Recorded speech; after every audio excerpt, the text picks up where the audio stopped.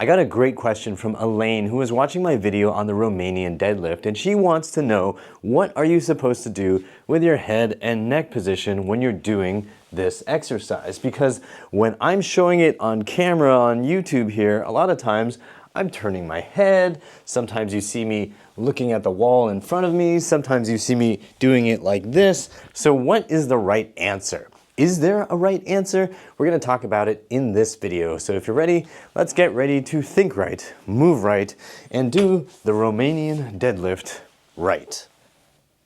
Is this right? Tommy, is this right? Are you asleep again? So first, let's talk about textbook, platonic, ideal, correct Romanian deadlift. You wanna have your head and neck in alignment with your spine. And to minimize any variables changing throughout the lift, you want to just keep your head and neck basically the same the whole time. As you go down, your head and neck don't really change. You go as far as you can go. You don't crane your head, you don't lift, you don't turn, whatever. You just keep it in this exact same position as you go up and down. That's the platonic ideal. That's basically ensuring that the relationship between your shoulder blades and your neck and your skull doesn't really change much, and it doesn't put you in some slightly awkward positions that might strain the muscles that are around the neck and shoulders. For people who want to lift the most amount of weight in the most efficient way possible with the lowest risk of injury, this is probably the way you want to do things. The only tricky thing is your eyes then need to get real soft, because you're not going to be focusing your gaze on any one thing. You're just going to be letting your eyes trace that arc as you're being dragged down and as you come back up. That may not come naturally to you, but again, if you are trying to achieve the lowest risk of injury with the maximum amount of weight, you're gonna just wanna have your head and neck follow along for the ride. But does that mean that's the only way to do it? Does it mean that everyone should be trying to lift the maximum amount of weight? Probably not. But we do want to keep in mind that we are always trying to minimize our risk of injury unless we want to be laid up in bed for a couple weeks, cursing the day we ever tried the Romanian deadlift.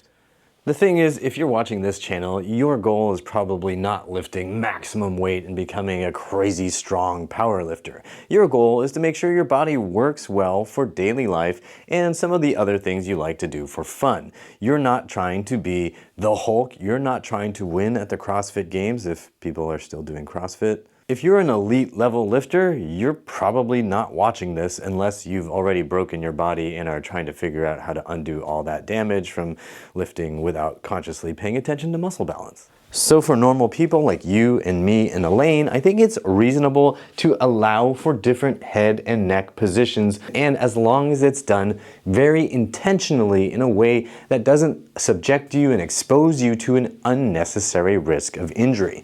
For me, I know that I am not going to live a life where I am always lifting exactly like a robot, where my head and neck are not going to change position while I'm bending over. I know that because I'm making these videos and I'm turning my head to look at you. And I also know when I'm doing other movement explorations that my head and neck need to be able to do things separate from what the rest of my body is doing. If I'm trying to learn some sort of cartwheel maneuver, my head and neck need to be able to go to different positions and still be strong in them. If I'm trying to learn how to do some kind of a handstand, something like that, and I need to be able to look over to the side while doing it, I should be allowing my head and neck to do different things on a regular basis. If I only keep my head and neck locked like a robot all the time, the one time I'm under speed and load and I'm trying to turn my head, I'm going to go and then I'm screwed. All of which is to say, I will experiment with my head and neck position. Sometimes I'll do it with some good extension, so I'm looking up at the wall, and I can experiment with how much extension in my spine I'm doing. Am I really arching up in an exaggerated fashion? Because this can actually be quite useful for me for some of the things that I'm learning. Or am I exaggerating looking down and rounding my spine intentionally? Or am I turning my head because I want my shoulders to be able to maintain position in my head and neck to feel strong while my head is turned? Or maybe the other way, if I did it to the right, I gotta be able to do it to the left. These are all explorations that I can do, but I have to do them intentionally.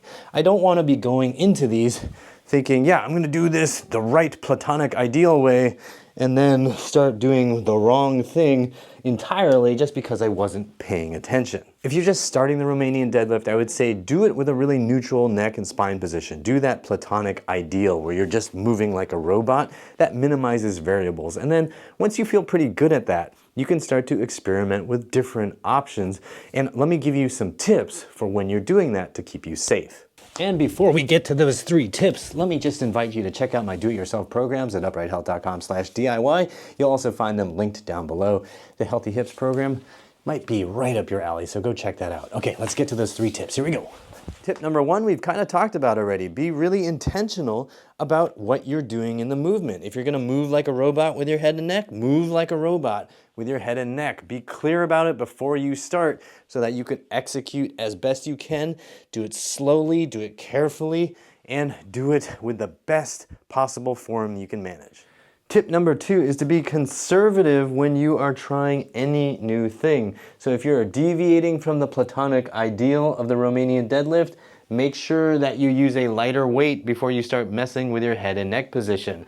If I was using 2 dumbbells before with the regular robot Romanian deadlift, then when I'm turning my head and neck, I want to feel things out, especially the first couple times. I want to make sure that my head, my neck, my shoulders all know what the heck they're supposed to do and that nothing twinges or grabs or pulls when I'm doing it in a different configuration. That's going to keep me safe and it's going to minimize my risk of injury long term. Tip number 3 is to make sure you don't let experimentation become an excuse for poor execution. Make sure you're super duper clear about what you're doing, how you're supposed to be doing it, and move at a pace and an intensity that allows you to accomplish that goal without going into weird compensations and cheating and then telling yourself, well, I'm just experimenting. And finally, tip number 4 is to please excuse the sloppiness you may have seen from me when I was executing my Romanian deadlifts. I was talking to the camera. It's hard. It's hard. You try it.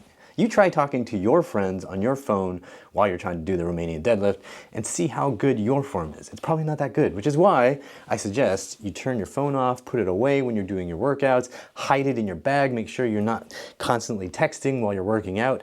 I promise you, it'll make a huge difference to the quality of your movement and the quality of your workouts. If everything I said in this video made sense, comment down below yes. And if you have questions that still are unclear, drop a comment down below with that question. Hit the like button. Check out my do-it-yourself programs at uprighthealth.com/DIY or check those links that are down below. Subscribe. And as always, I hope you remember that pain sucks. Life shouldn't.